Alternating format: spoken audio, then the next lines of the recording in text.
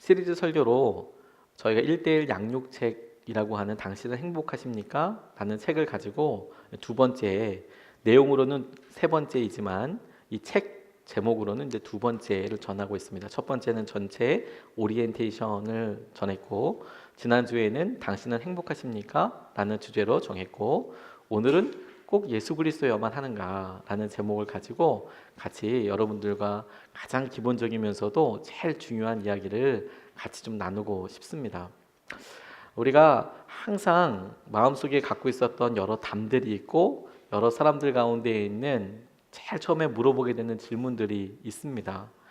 왜 꼭 예수 그리스도를 믿어야 할까에 대해서 그런 질문들을 갖게 되는데, 이 관은 우리에게 있어서 여러 질문들 가운데 가장 중요한 우리의 현실의 모습이 어떠한가, 우리가 죄인된 모습으로 살아가고 있다는 것에 대해서 우리가 잘 느끼고 있는가에 대한 질문을 하게 하는 것 같습니다. 우리가 죄인이 아니라면, 우리가 아무 필요가 없다면, 다른 것들로부터 그냥 다 필요 없이 만족하게 살 수 있다면, 그러면 정말 아무것도 필요가 없겠죠. 그런데 우리가 어찌할 수 없는 죄인이라는 것을 깨닫게 된다면, 우리의 한계를 넘을 수 없다는 것에 직면하게 된다면 어떻게 이것을 넘을까에 대해서 시도도 해보고 점검도 해보게 되겠죠.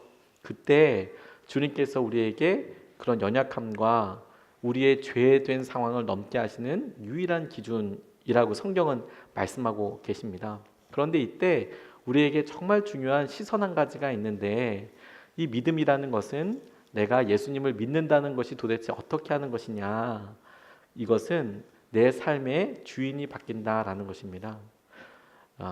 평소 때 주인은 당연히 생각해 볼 필요도 없이 내가 주인이죠. 주인이라는 의미는 내가 결정을 하고 내가 원하는 대로 하고 나의 소견이 옳은 대로 모든 것을 하게 되는 그런 상태를 말하는데, 내가 예수님을 믿었다라는 것은 믿음 생활에 있어서 어떻게 하겠다라고 결단하는 거냐면, 이제는 예수님이 생각하시는 대로 내가 생각해 보려고 하고, 예수님이 원하시는 곳으로 내가 한번 가보려고 하고, 예수님의 뜻대로 내가 생각해 보려고 합니다 라고 결단하는 것을 말하죠.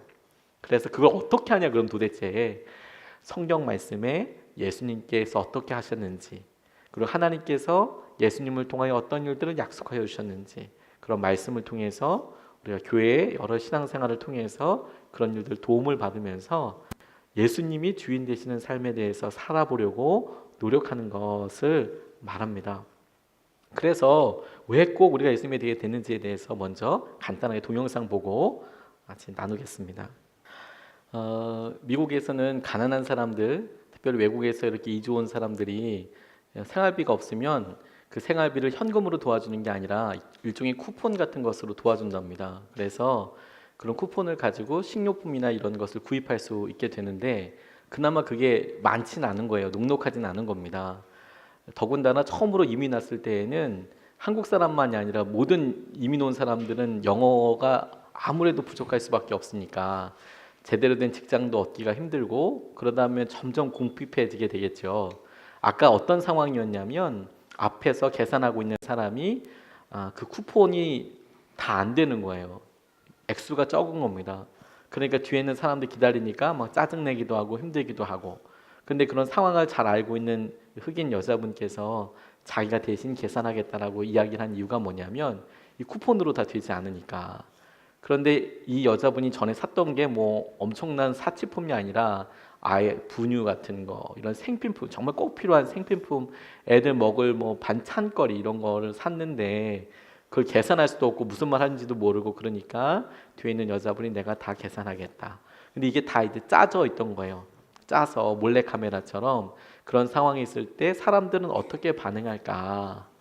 그런데 이 여자분이, 흑인 여자분이 계산하는 걸 보고 이제 진실을 밝히면서, 왜 그렇게 했느냐? 나도 그런 어려움을 겪어봐서 누군가가 이렇게 도움이 필요할 때 돕는 게 중요하더라, 이런 이야기를 하더라고요. 이 동영상 여러 번 보기도 하고 그러면서 제게 중요한 질문 한 가지와 중요한 태도 한 가지를 보여준다는 생각이 들었습니다. 특별히 복음 앞에서 그렇다고 생각이 듭니다. 예수님만으로 우리가 살 수 있는가, 예수님을 우리가 믿어야 하는가 라는 질문에 대해서 사람들이 굉장히 논쟁적으로 나오는 경우들이 많이 있더라고요. 그래서 자기를 설득시켜봐라 라는 투로 이야기를 많이들 해요. 그리고 우리 마음속에 은근히 이 사람을 논리적으로 내가 전해서 이 사람의 논리를 깨고 싶다. 이걸 왜 안 될까라고 이제 붙어보는 경우들이 많이 있어요. 근데 그럴 경우들의 대부분 속상하게 끝납니다. 속상하게 끝나게 되는 경우들이 참 많아요. 기본적으로 사용하고 있는 언어도 다르고 전제도 다르고 똑같이 한국말을 쓰고 있는데도요. 그런데 왜 우리가 꼭 예수님을 믿어야 하는가라는 질문에 대해서도 여러 논리적인 이유들 그리고 논리적인 근거들을 이야기하지만 그것에 대해서 전혀 알지 못하는 사람들은 아예 기본 자체에 대해서 잘 같은 근거 자체에 대해서 잘 모르죠. 그게 오늘 우리가 같이 살펴볼 말씀 중에서 영이 그것에 대해서 죽어있기 때문에 깨닫지 못하기 때문에 반응하지 못하기 때문에 이렇게 나와 있죠. 그런데 그럴 때 주님께서 우리를 불러주신 모습을 생각해 보면 굉장히 중요한 시선 한 가지를 우리가 가질 수 있습니다. 그게 뭐냐면 하나님이 우리를 사람들 앞에서 논증가로 부르신 것이 아니고 증인으로 부르셨다는 것이죠. 증인으로. 물론 우리가 이성적인 힘을 다해서 우리가 알고 있는 예수님을 변증해야 될 때도 있지만 그런데 주로 그런 것들은 어떤 달란트가 있으신 분들이 또 잘 하시게 되겠죠. 근데 누구나 상관없이 주님께서 우리를 증인으로 불러주셨거든요. 그래서 왜 꼭 예수 그리스도를 믿어야 할까요? 저는 이 질문이 우리에게 당신은 예수 그리스도를 어떻게 믿는지 당신이 알고 있는 논리를 이야기해 보세요가 아니라 당신에게는 예수 그리스도가 어떤 분이셨어요? 어떻게 당신은 믿고 계시나요? 왜 당신은 예수님을 믿고 계시나요? 이런 질문처럼 저에게는 다가왔습니다. 그리고 그 꼭 예수 그리스도를 믿어야 하는 것에 있어서 내게 있어서 왜 꼭 예수 그리스도가 가장이 아니라 유일한 길인지에 대해서 생각해보고 고백할 수 있게 되더라고요. 기독교는 다른 모든 종교와 차이 나는 것 한 가지 이야기한다고 하면 예수님밖에 없습니다. 예수님의 부활과 왜냐하면 이스라엘에 믿는 유대교도 하나님을 믿어요. 야훼 하나님을 믿습니다. 심지어 이슬람에서도 알라를 믿습니다. 그 알라는 하나님입니다. 그러니까 이슬람도 유대교도 그리고 기독교도 다 같이 하나님을 믿어요. 구약의 하나님을 다 압니다. 심지어 꾸란은 성경 말씀이 그대로 인용이 되어 있기도 해요. 몇 장 몇 절로 인용이 되어 있는 건 아니지만 그 꾸란을 읽어보면 구약에 나와 있는 말씀이 이렇게 인용하듯이가 아니라 아예 똑같이 그냥 거기에 쓰여져 있기도 해요. 구약의 말씀이 하나님에 대해서. 그런데 구약에 있는 하나님으로만 충족되는 게 아니라 이런 하나님의 놀라운 계획이 예수님을 통하여서 이루어지게 되었다. 우리의 가장 핵심은 믿음의 핵심은 무엇이냐면 예수님을 어떻게 믿는가 하는 것이죠.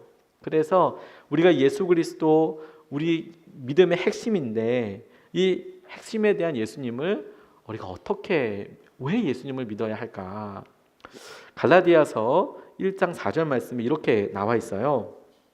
그리스도께서 하나님 곧 우리 아버지의 뜻을 따라 이 악한 세대에서 우리를 건지시려고 우리 죄를 대속하기 위하여 자기 몸을 주셨다.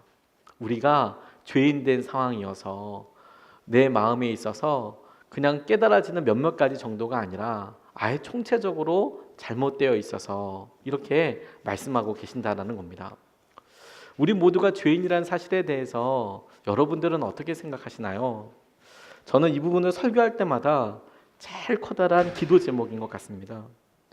기도 제목이라고 이야기하는 이유는 뭐냐면 스스로가 여러 연약함과 한계들에 부딪혀 본 사람일수록 이것에 대해서 고백하기가 쉬워지는 것 같아요. 어려움 없이 살아본 사람들, 그냥 평안하게 순탄하게 가는 사람들, 자기가 도덕적이고 그리고 꾸준하게 노력으로 그냥 성장하고 있는 사람들에게 있어서 사실 내가 왜 죄인일까라고 생각하게 되죠. 죄는 우리에게 있어서 관계와 관련돼 있는 죄입니다. 그리고 그 관계를 하나님과의 관계를 찾기 전에 먼저 사람들 사이의 관계를 생각해 보면 훨씬 더 쉽게 이야기할 수 있습니다. 우리가 공부를 잘하면 그러면 부모한테는 효도하는 것 같지요. 그런데 실제로는 아버지와 아주 대척을 이루고 말끝마다 내 아버지 못 믿어서 공부한다. 도와줄 수도 없고 내가 못 믿어서 공부한다. 아버지 입장에서 공부를 잘하는 게 자랑스러울 수는 있겠지만 아버지와 관계를 척을 쥐고 그렇게 자기 힘으로 살아가는 아들을 안타까운 마음으로 바라볼 수밖에 없지 않겠습니까? 나중에 철이 들고 나면 그렇게 했던 행동과 말이 얼마나 안타까운 말인지, 그리고 그게 얼마나 죄인지를 깨닫게 되는 순간이 있거든요. 죄는 분명히 우리가 어떤 사람들이 약속하고 있는 것을 저질러서 그 한계를 넘어서 죄인일 수도 있지만, 우리가 사랑하는 관계 가운데 그 관계를 깨트려서 죄가 되는 경우들이 많이 있습니다. 결혼을 하기 전에 사람들이 자기의 배우자가 누구인지 알아보기 위해서 선을 보기도 하죠. 알아보기도 합니다. 그것을 범죄라고 하지는 않습니다. 그걸 누구에게 있어서 죄라고 하지도 않습니다. 그런데 결혼하고 난 다음에 여전히 선을 본다고 생각해 보세요. 일단 머릿속으로 이해가 되지 않죠. 결혼을 하고 났는데 여전히 선을 본다.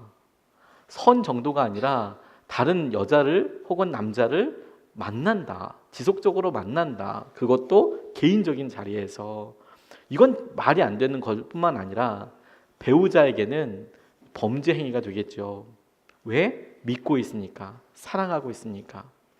그러니까 똑같은 상황인데도 똑같은 행동을 해도 내가 어떤 관계에 있느냐에 따라서 이것은 분명히 죄가 되기도 하고 잘못했다고 용서를 구해야 하는 일이 너무너무 많은 것이죠. 하나님과의 관계도 그와 견주어서 생각해 볼 수 있습니다.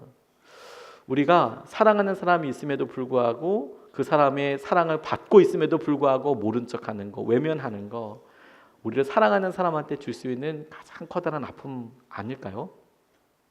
제 어렸을 때 친구들 중에서 저를 깜짝 놀라게 했던 친구가 지금은 어떻게 사는지 모르겠지만 어렸을 때 제가 보기에도 정말 힘들었던 게 뭐냐면 어머니가 아마도 포장마차를 운영하시는 것 같았어요.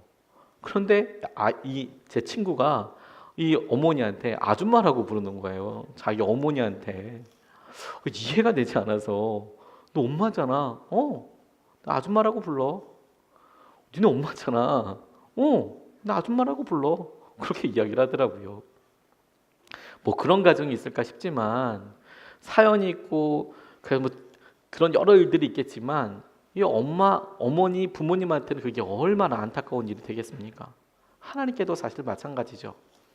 우리가 모든 사람이 죄인이라고 이야기할 때 가장 근본적인 것은 무엇이냐면 우리를 사랑하는 분이 계시고 그 사랑하는 분에 대해서 우리가 알지 못하고 행하는 모든 일에 대해서, 심지어 우리가 잘못 행하는 것에 대해서 그것이 나타나는 모든 결과들은 죄일 수밖에 없는 것이죠. 아픔일 수밖에 없는 것이죠. 안타까움일 수밖에 없는 것이죠. 모든 사람이 죄를 범하였다. 그래서 하나님의 영광에 이르지 못하였다라고 말씀은 이야기하고 있는데 그 가장 이유가 무엇이냐면 기본적으로 관계가 틀어져 있기 때문에 그렇습니다. 주님과의 관계가. 이것을 다른 표현으로 죄의 뿌리가 있기 때문이다. 죄의 뿌리라고 이야기하는 이유는 뭐냐면 뿌리가 있으면 계속 그곳에서 새롭게 자라잖아요. 쑥을 캐보시면 쑥 뿌리가 대단히 잘 안 빠집니다. 민들레가 보기에는 좋아 보이지만 그냥 조금만 가만히 놔두고 재밌다고 민들레 홀씨를 막 날리기 시작하면 조금만 지나고 나면 온 지천에 민들레만 다 핍니다. 다른 건 아예 피지도 못합니다. 민들레가 또 뿌리가 엄청 깊이 있어서 이 뽑아내기가 쉽지도 않습니다. 그냥 꽃대만 뚝 빠지고 옆에 있는 이파리 몇 개만 딱딱 끊어지고 말지 그 뿌리 빼려면 정말 힘듭니다. 죄가 딱 그래요. 우리가 죄의 뿌리가 있어서 우리의 습관과 우리 마음속에서부터 나오는 것들이 온통 그런 생각과 마음에서부터 나오게 되더라라는 것이죠.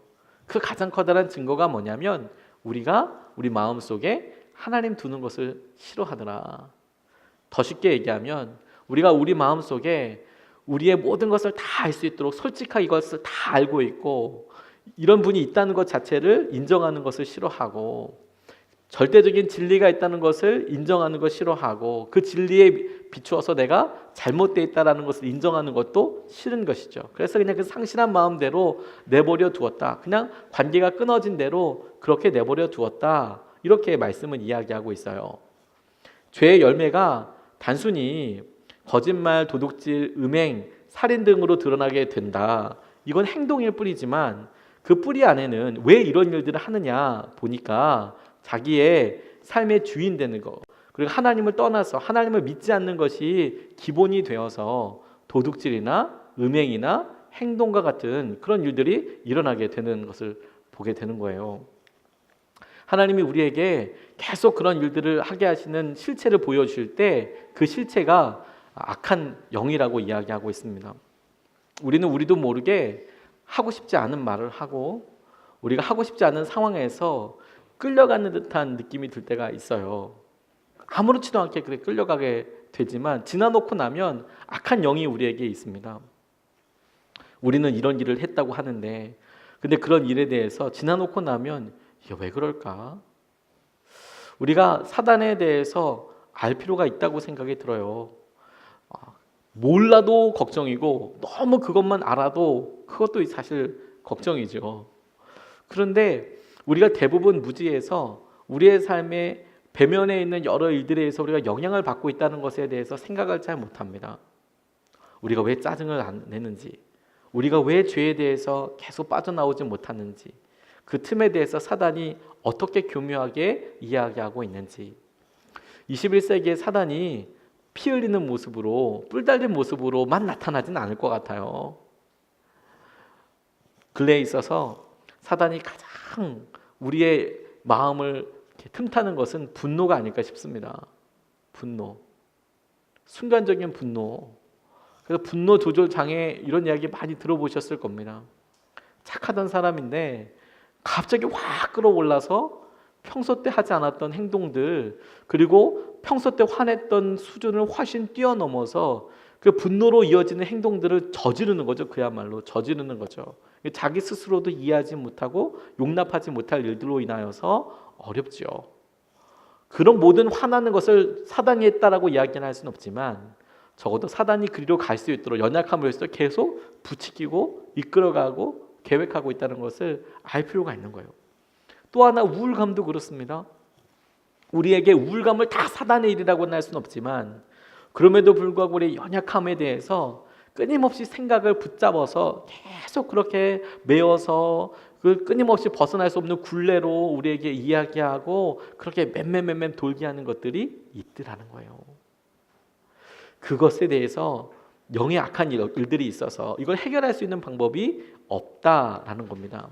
그래서 그때의 성경 말씀은 그때 너희가 그 가운데서 행하여 이 세상 풍조를 따르고 공중의 권세 잡은 자를 따랐으니 곧 지금 불순종의 아들들 가운데서 역사하는 영이라. 이 말씀을 그대로 한번 생각해 보면 이런 거예요. 여러 풍조가 따르니까 나도 그렇게 하지 뭐, 나도 그렇게 하지 뭐, 아무렇지도 않게 나도 그렇게 하지 뭐. 악한 영들이 그런 분위기를 이끌어가서 어쩔 수 없이 이런 것은 당연한 거야, 괜찮은 거야, 그렇게 끌고 가서 우리로 죄 가운데 살아가도록 그렇게 하고 있는 것이죠. 그런데 이 죄에 대한 결과는 죽음입니다. 죄에 대한 결과는 죽음이더라. 이 죽음을 육체적인 죽음으로만 생각하지 마시고 육체적인 죽음을 포함한 보다 더 구체적인 상태라고 생각해 보면 어떨까 싶어요. 내가 어떤가에 대해서 전혀 반응하지 못하는 거. 실제로 병원에 가보면 여러 누워 계신 중환자분들이 계시는데 어떤 분들은 식물인간이라고 갑작스러운 큰 사고로 인하여서 혼수 상태에 빠져 계신 분들이 계세요. 그런 분들을 의사 선생님들이 여러 기계와 약물에 의해서 살리려고 노력을 참 많이 하십니다. 근데 그렇게 살리려고 할 때 날마다 체크하고 점검하는 것들이 있어요. 뇌파라든지 만졌을 때나 빗을 동공에다가 이렇게 쏘였을 때 동공이나 근육이나 혹은 어떤 것들이 반응하는지 이런 것들을 통해서 반응이 있으면 살아있다라고 이야기를 해요. 숨만 쉰다고 살아있는 게 아니고요. 자가호흡을 못하더라도 살아있는 분이 있고 자가호흡을 하는 것처럼 보이더라도 죽으신 분이 있어요. 반응하지 못하거든요. 반응하지 못한 것을 죽음이라고 그래요. 영적인 죽음에 대해서 이야기할 때 죄의 삭은 사망이라고 이야기하고 영적인 죽음에 대해서 이야기할 때 우리가 영이 죽었다를 이렇게 이해하면 훨씬 쉽겠다고 싶어요. 영적인 일에 대해서 우리가 전혀 반응하지 못하는 거예요. 죽으면 끝이지 뭐. 죽으면 끝이지 뭐. 그렇게 생각해요. 그런데 희한하게도 요즘은 사람들이 굉장히 영적입니다. 오히려 거꾸로. 예전에는 죽으면 끝이지 뭐 이렇게 생각했을지 모르지만 요즘은 사람들이 굉장히 영적으로 가지고 있어요. 그런데 이 영적인 생각이 혼탁한 영적인 세상에 그냥 매몰되어 있어요. 젊은 청년들이 교회를 떠나는 것 같지만 영적인 것에 더 목말라하고 있습니다. 그래서 타로점이나 점치러 많이 다녀요. 이상하지 않습니까? 그런 신들이 영이 있다고 믿어요.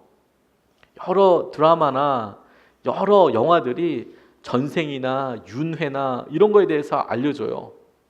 그래서 믿는 사람들도 자연스럽게 이렇게 이야기해요. 이번 생에서는 틀렸다고 이렇게 얘기하죠. 이번 생에서는 끝난 거야.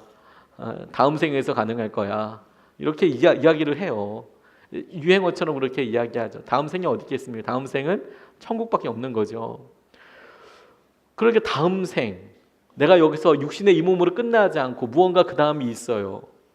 근데 한국 사람들이 그런데 굉장히 많이 열려 있어요. 영적이에요. 영적인 마음과 갈망이 있어요. 채워지지 않는 거예요. 뭔가 설명하고 싶고 희망을 다시 찾고 싶고 현실의 세계에서는 아무리 노력해도 되지 않는 것들이 그래도 내가 설명할 수는 없지만 다음 생이라는 표현을 써서라도 어떤 기준이라도 내가 회복이 되고 채워질 수 있고 누려질 수 있으면 그렇게라도 나 스스로 지금 만족하고 싶어 해요. 하나님께서에게서만 찾을 수 있는 것들을 자기가 생각할 수 있는 여러 가지 것들로 찾아서 지금 누리려고 하죠. 그게 죽어 있다고 이야기하는 거예요. 하나님에 대해서 반응하지 못합니다. 아무것도 할 수 없어요. 그래서 하나님께서 오셔도 우리에게 그게 어떤 의미인지 잘 모르는 거죠. 그래서 허물로 죄로 죽었다. 너희를 살리셨다. 이렇게 이야기할 때 이 허물과 죄로 죽였다는 것이 무엇이냐면 허물과 죄가 일상이다 보니까 자기가 그렇게 죄를 짓고 허물 있다는 것에 대해서 생각하지 못해요. 그게 일상이라고 생각하는 것이죠.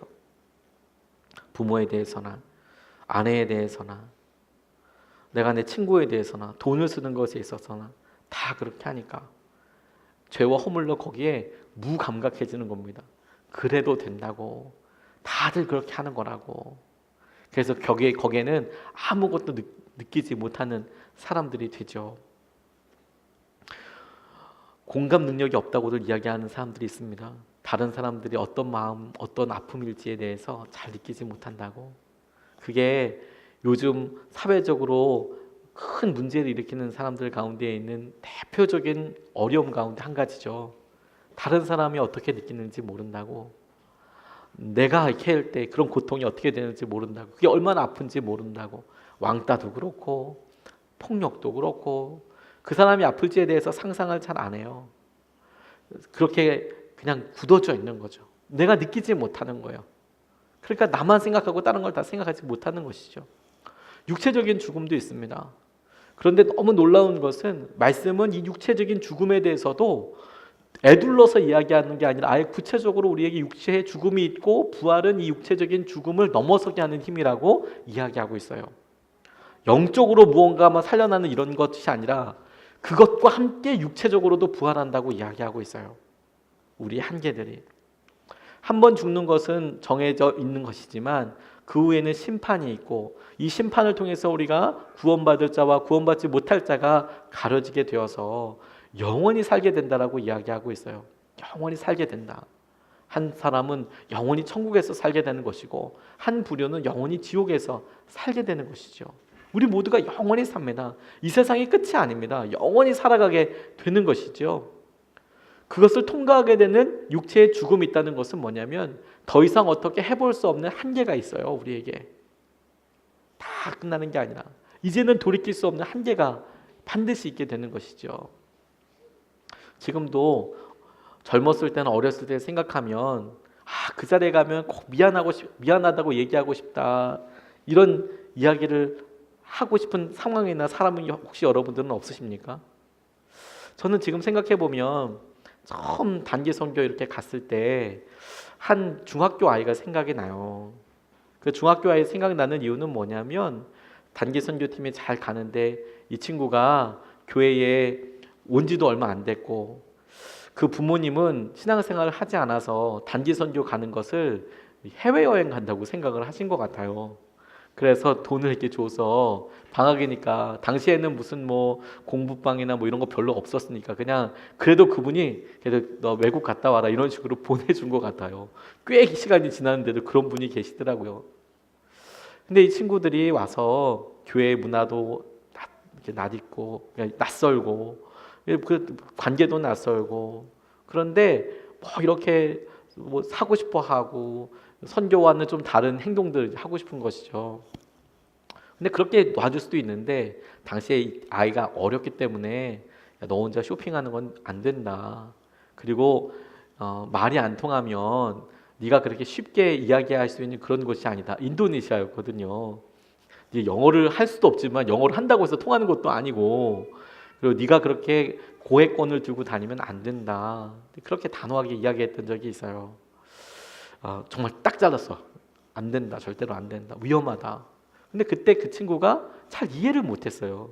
이 위험하다는 게 뭔지 일단 왜 여기가 백화점인데 왜 위험하냐? 위험하다. 야 누가 선교사님이 너 혼자서만 이렇게 데리고 있을 수도 없고 위험하다. 설명 한참 했는데 뭐 어려웠습니다. 그리고 바로 단기성에 갔다 오자마자 교회를 안 나오기 시작했어요. 그런데 걔를 꼭 만나고 싶다는 생각이 요즘도 가끔 듭니다. 좀 제대로 설명을 해줄 걸. 근데 여러 번 그때도 설명을 하긴 했는데 제대로 설명해 줄 걸. 그러니까 더 이상 노력할 수가 없는 거죠. 이제는 뭐 그렇게 끝나고 나니까 길거리에서 우연히 만나면 어떻게 될 수 있을지 모르겠지만 이제는 뭐 어떻게 할 수가 없어요. 이름만 기억하고 있는 거죠. 그야말로. 근데 연결될 수 있는 방법은 없고요. 죽음이 딱 그와 같습니다. 다시 돌이킬 수 있는 방법도 없어요. 우리의 삶에 딱 끝나는 순간이 있다라는 거예요. 그리고 영원한 죽음, 영원한 지옥으로 이어지게 되는 거예요. 우리의 죄된 결과들이 해결하지 못했던 것들이 그냥 무덤덤하게 죽어있던 것들이 다 영원히 죽어버린 게 아니고요. 그 죽음 이후에 철저하게 살아서 다 살아나서 우리에게 힘들고 아프고 못 느꼈던 것들을 아주 그냥 뼈저리게 느끼게 하는 지옥이 실제가 돼서 우리에게 있게 되는 것이죠. 해결하는 것 이게 유일한 방법입니다. 계시록에 말씀하시는 것도 그렇지만 그런 문제를 해결하는 분이 예수님밖에 없다라는 거예요. 예수님밖에 없다. 예수님밖에 없다라고 이야기할 때 저는 계속 오늘 이 말씀을 준비하면서 이 말씀을 가지고 좀 많이 묵상을 하게 됐어요. 많은 사람들이 노하우에 대해서 관심이 많아요. 다시 말해서 어떻게 구원을 받느냐에 되게 관심이 많아요. 어떻게 하면 구원을 받고 어떻게 하면 평안을 누리고 어떻게 하면 마음 가운데 기쁨이 있는가. 그런데 말씀은 어떻게에 대해서 주목하기보다는 누구를 통해서 누구와 함께 해야 누구 때문에 우리가 행복하고 누구 때문에 구원받고 누가 그 일을 할 수 있느냐에 대해서 관심이 많으십니다. 무엇을 하느냐 이것과 누가 그 일을 하게 해줄 수 있느냐의 차이는 수준의 차이일 것 같아요. 수준이라고 이야기하는 것은 뭐냐면 어떤 사람이 그 일을 잘할 수 있게 되는 것은 그 일을 잘할 수 있는 사람이 있고 못하는 사람들이 반드시 있더라고요. 반드시. 기타를 쳐보면 기타를 잘 치는 사람이 있고 못 치는 사람이 반드시 나옵니다. 그리고 그 중에는요 정말 끝까지 못 치는 사람도 있어요. 정말 끝까지 못 치는 사람이 있어요. 근데 그 사람이 모든 거에 다 그런 건 아닙니다. 그거 한 가지에 그렇게 되는 거죠. 무엇에 대해서 할 수 있다, 노하우를 안다고 할 때 그것을 어떤 사람은 잘할 수 있는 사람이 있고 못할 수 있는 사람이 있어요. 근데 우리는 구원의 문제를 대부분 어떻게 구원을 받느냐, 어떻게에 대해서 관심이 많습니다. 그래서 진리에 대해서도 어떻게 그것을 우리가 알게 되느냐. 근데 그럴 때 사람들은 그 어떻게를 설명할 때 오랫동안 수양해야 되고 오랫동안 무엇을 해야 하고 혹은 얼마만큼의 뭘 해야 하고 이런 식으로 이제 접근을 하죠. 그럴 때 여전히 우리가 소외된다고 하죠. 잘할 수 있는 사람이 있고 못할 수 있는 사람이 있어요. 심지어 어린 사람들이나 심지어 지력이 많이 떨어지는 그런 사람들 같은 경우에는 그게 뭔지도 모르고 그렇게 죽을 수도 있습니다. 그렇죠? 어린 아이들한테 어떻게 방법을 진리에 이르는 방법에 대해서 어떻게 설명해 줄 수 있겠습니까? 그거야말로 어떻게 설명해 줄 수 있겠습니까? 근데 누구를 통해서 받느냐? 누구를 통해서 이르게 되는 것은 너무 간단해요. 왜냐하면 우리가 태어날 때부터 그것은 잘 알고 있는 거거든요. 태어날 때부터 첫 번째 우리를 부딪히는 것은 어떻게 문제가 아니라 누가 나를 안아주었느냐는 거예요. 누가 나에게 젖을 주었고 누가 나에게 안식처가 되어 주었고 누가 나에게 쉼이 되어 주었고 누가 나를 자라게 해 주었으며 누가 나를 사랑해 주었느냐인 것이죠. 그래서 실제로 어린아이들이 한 게 아무것도 없어요. 그런데도 아이들이 건강하고 행복하고 자랄 수 있는 이유는 딱 한 가지예요. 그 누군가가 아이를 사랑해 줬고 아이의 생명이 되어 주었고 아이의 모든 필요를 채워 주었다라는 것이죠. 그러니까 노하우가 중요했던 것이 아니고 누가 그 일을 하게 하여 주셨느냐. 이렇게 접근하고 나니까 성경 말씀이 누가 너희들의 죄와 너희들의 연약함을 어떻게 해결할 것이냐. 그러면 그 일을 아주 명쾌하게 아는 사람도 있고 명쾌하게 끝까지 이해를 못하는 사람도 있어요. 끝까지 헷갈리는 사람도 아무튼 있고요. 계속 질문이 있을 수 있어요. 근데 누가 그 일을 하게 해주시는 것이냐? 그 사람이 너에게 누구이냐? 너에게 그 사람이 있느냐? 라고 질문하는 것은 마치 우리에게 너에게는 어머니가 있었고 너를 사랑해주는 아버지가 있었느냐? 너에게는 주님이 있었느냐? 이게 똑같은 질문이라고요. 죄의 문제를 우리의 연약함을 해결해 줄 수 있는 분이 예수님밖에 없다라는 것은 노하우의 문제로 접근하고 풀어가야 될 것이 아니더라고요. 예수님이 그분이 나를 위해서 나를 사랑하셔서 십자가를 지시고 그분이 나를 먼저 사랑하여 주셔서 마치 어린아이에게 아버지가 어머니가 다가가서 안아주고 젖을 주고 사랑해 주듯이 그분이 우리에게 오셔서 죄의 문제를 해결하여 주셨다. 우리의 연약함을 해결하여 주셨다. 아무것도 알지 못했고 경험한 바가 없어서 정말 아무것도 몰랐지만 그분이 끊임없이 찾아와 주심으로 마침내 우리의 입으로 엄마, 아빠 라고 불렀던 것처럼 주님이시군요 라고 부를 수 있는 시기를 주셨다라는 것이죠. 왜 예수님밖에 없냐라고 물을 때 그분이 유일한 방법입니다 라고 설명할 수도 있겠지만 그분이 우리에게 먼저 찾아오셨다라고, 그래서 죄의 문제를 해결해 주셨다라고 우리에게 계속해서 말씀하여 주시는 유일한 분이라고 그렇게 설명을 하시는 것이죠. 저는 불교를 잘 모릅니다만 그런 일을 도와주는 보살이라는 사람도 있고 옆에서 우리가 어떤 일을 할 때 진리와 무엇을 알아갈 수 있는 어떤 방법이나 수행을 하기도 하지만 예수님은 그렇게 깨달으라고 이야기하는 게 아니라 나와 함께하자, 나를 믿어라 라고 이야기하고 계시는 것이죠.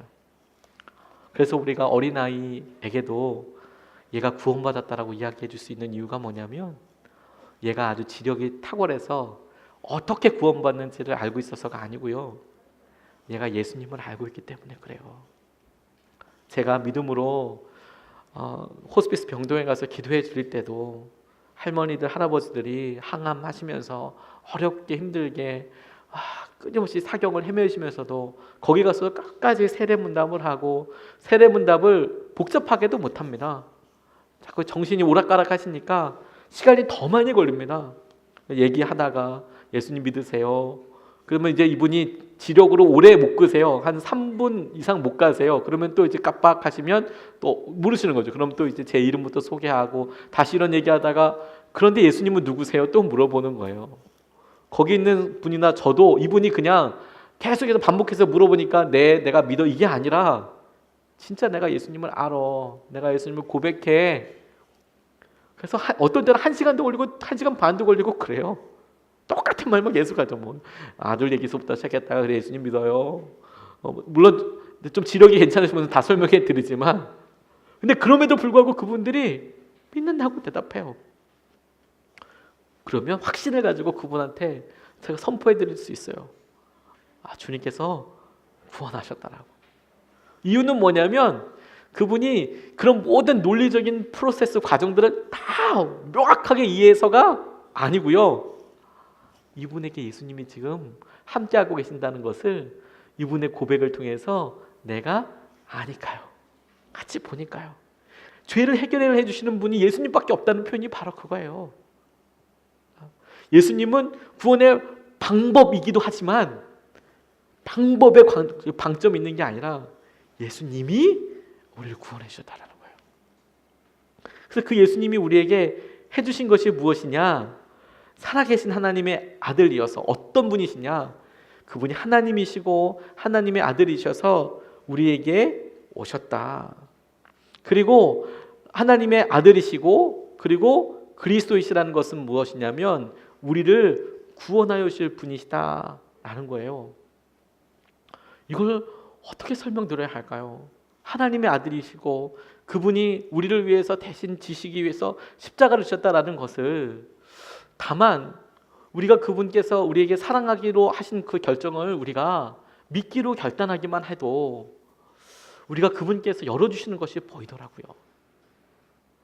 우리의 영이 죽어 있어서 이것에 대해서 처음부터 명확하게 믿어지는 사람들이 많지 않을 수 있더라고요.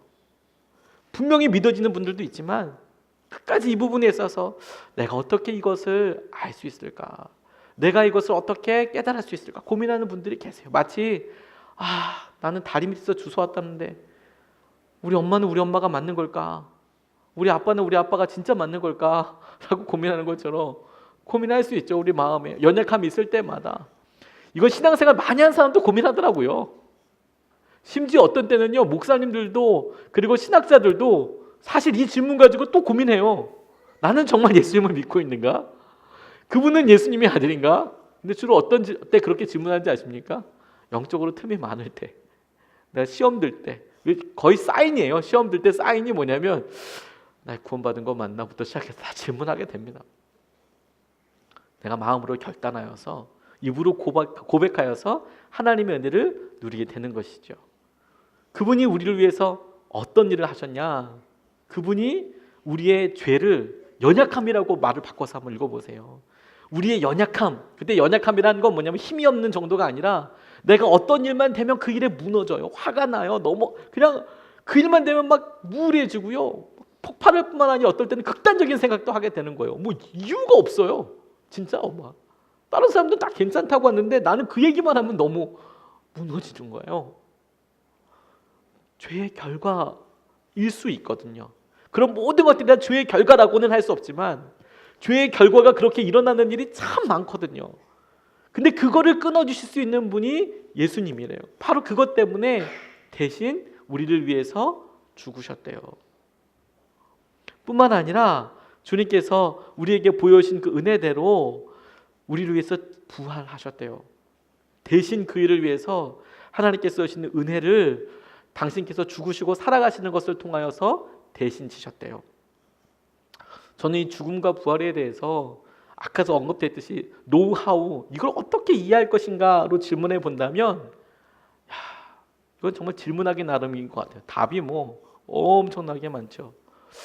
그런데 왜 하나님께서 구원과 이런 여러 일들을 놓고 왜 죽음과 대속이라는 그런, 누군가 나를 위해서 대신 죽는다라는 왜 이런 모델을 보여주셨을까? 그러니까 어떤 확실히 그러면 구원이 뭐야? 확실히 부활이 뭐야? 우리가 보통 말하는 정의라는 게 있지 않습니까? 머릿속에 딱 definition이라고 하는데 딱 그건 뭐구나 개념 알고 있어요. 그렇게 알려주시면 좋은데 구원을 갖다가 이야기하실 때 굳이 내 죄를 보여주신다면 누가 죽고 나 대신에 이렇게 이야기하실 때 하나님께서 우리에게 아까도 말씀드렸듯이 어떤 무엇을 알고 깨닫는 것은 수준의 차이가 분명히 있다니까요.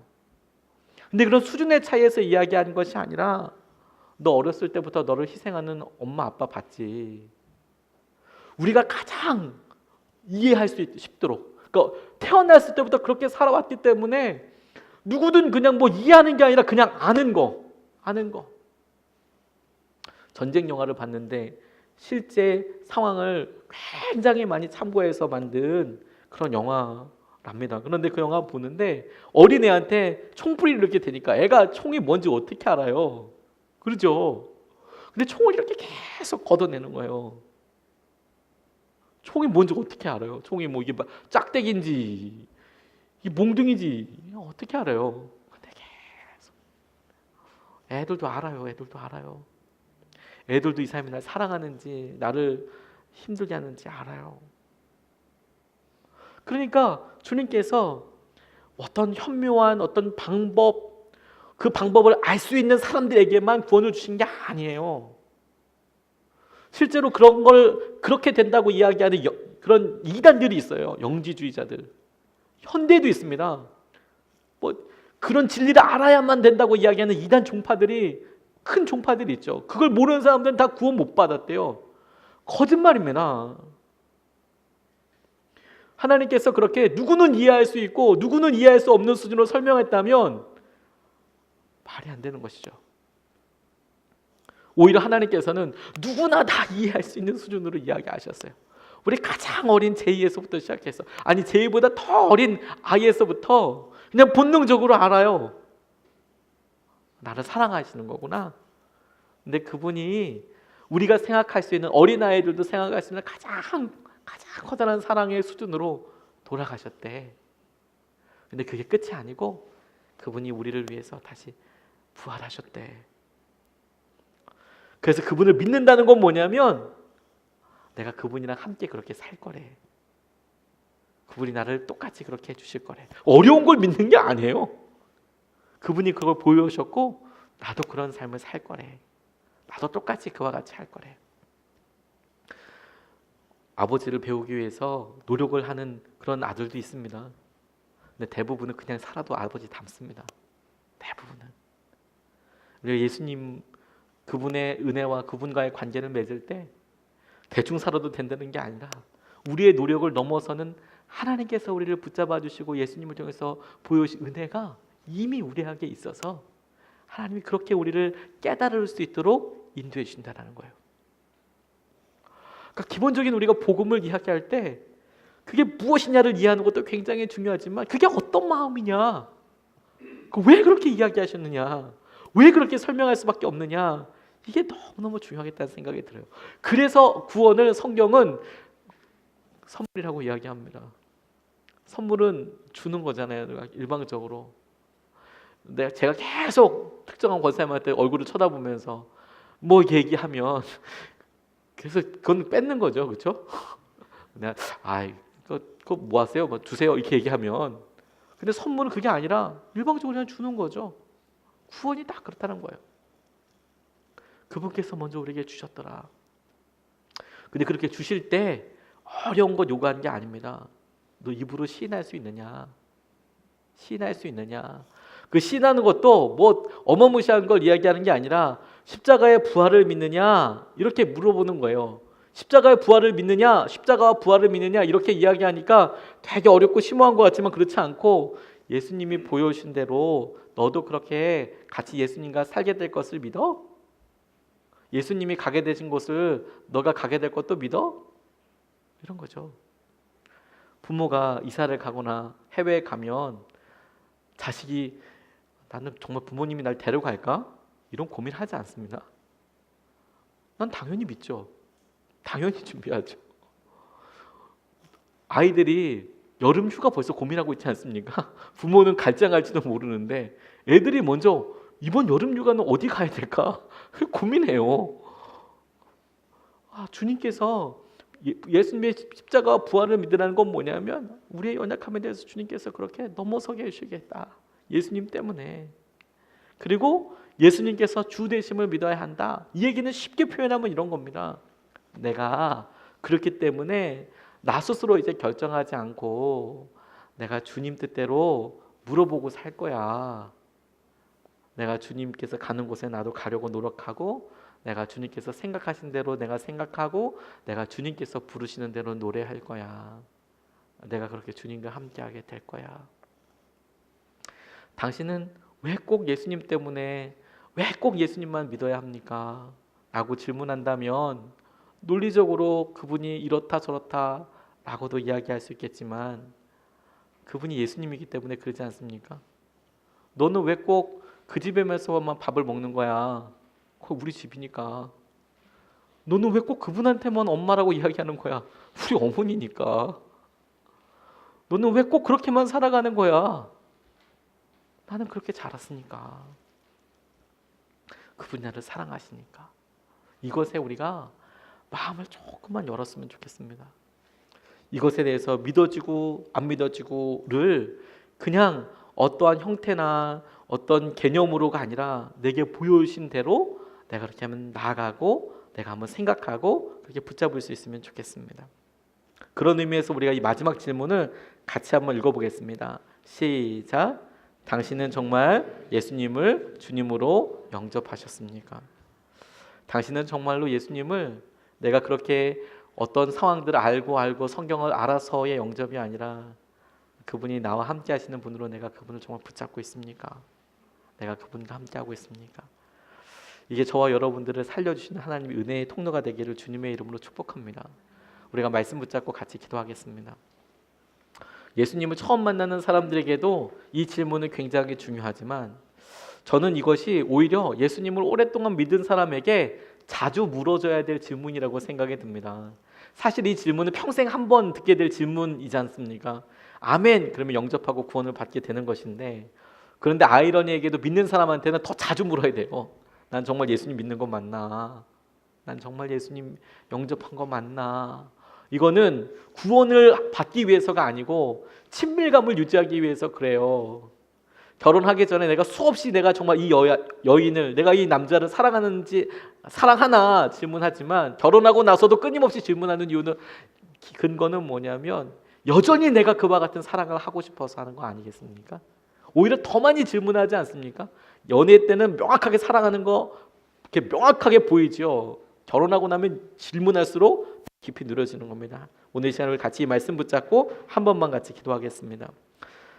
왜 꼭 예수님 믿어야 합니까? 예수님이기 때문에 그렇습니다. 정말 예수님만 내가 온전히 믿습니다. 우리가 이거 같이 붙잡고 주님 우리 삶의 주인 되어 주셔서 아버지 하나님께서 이끌어 주시는 것 인도하여 주시는 것 우리가 보게 하여 주시고 알게 하여 주시옵소서. 우리 같이 이 시간에 기도하시겠습니다.